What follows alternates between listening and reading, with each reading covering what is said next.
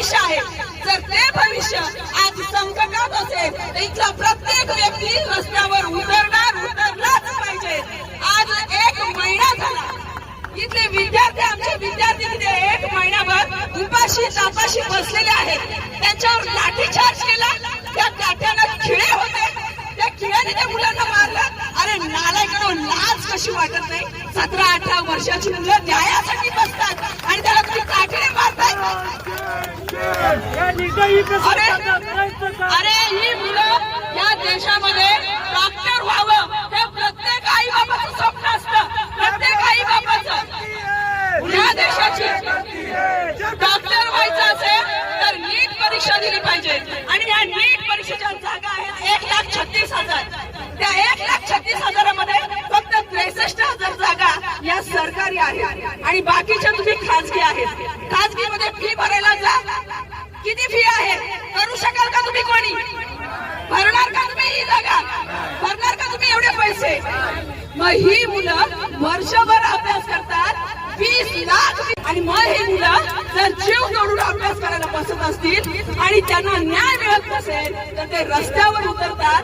आज महिनाभर ही मुलं झगडतात. एक छोटासा तो मुलगा आहे 20-22 वर्षाचा अभिजित, इतके लोकशाहीसाठी या देशाचं संविधान हातात घेऊन रस्त्यावर उतरतो न्याय मागण्यासाठी.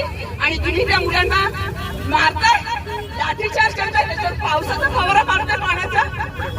अरे का ही मुजोरी तुमच्यामध्ये एवढी? का ही मुजोरी? का गेंड्याची कात्री घालून बसलाय तिथे? तुमच्यामध्ये नैतिकता नाही. तुम्हाला जर जबाबदारी सांभाळता येत नसेल तर ती जबाबदारी घेऊ नका. इस्तीफा द्या. दुसरा कोणीतरी येईल, लायक येईल. आणि आज हा देशामध्ये हा जनसमुदाय इतका आंदोलन करतोय, इतका पेटून उठलाय, याचा वचक या नालायक सरकारला बसलाच पाहिजे. तुमची तानाशाही इथे चालणार नाही. आमचा तरुण जागा झालाय, पूर्ण विद्यार्थी रस्त्यावर उतरलाय, पूर्ण देशात उतरलाय. आम्ही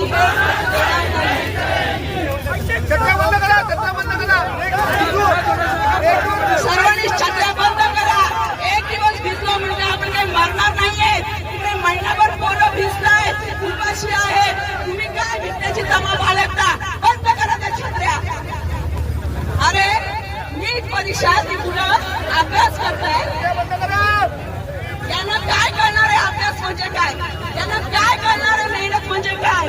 अरे हे 8वी पास, 10वी नापास, 7वी नापास केंद्र सरकार चालवत आहेत आणि आमच्या विद्यार्थ्यांवर नको ते आरोप करतायत. अरे यांचे प्रवक्ते काय हे असं म्हणत येतात, चुकीचं म्हणत येत आहेत, हे आंदोलन दडपवण्याचा प्रयत्न करतायत. अरे किती नालायक रे तुम्ही, किती नालायक. तुमच्यामध्ये संवेदनशीलता नाहीये. तुमच्याकडे त्या मुलांना पाहून तुमच्यामध्ये तुमचं रक्त खवळत नाहीये. अरे या मराठ्यांचा इतिहास आहे, या मराठ्यांचा इतिहास आहे. जेव्हा संभाजीराजांवर पकडलं गेलं होतं तेव्हा सुद्धा कौताचेही भाले झाले, प्रत्येक घराचे किल्ले झाले. आज सुद्धा असंच होणार. प्रत्येक विद्यार्थी पेटून उठणार, प्रत्येक नागरिक रस्त्यावर येणार.